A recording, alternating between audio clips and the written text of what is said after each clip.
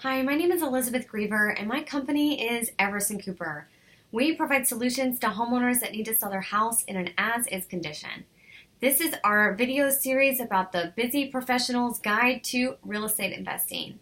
And the next tip for getting involved in real estate investing is to find a realtor, but a realtor that is either an investor themselves or truly knows and embodies what it takes to buy a property and how to run those numbers and what you look for in the construction side of things, so that they can truly guide you and be in it with you as you are looking for real estate property to purchase.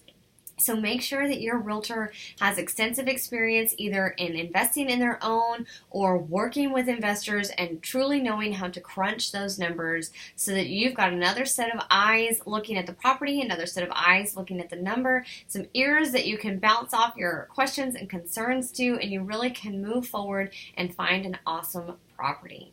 So thank you so much for tuning in to our Busy Professional's Guide to Real Estate Investing. Stay tuned for the next tip. Thanks so much.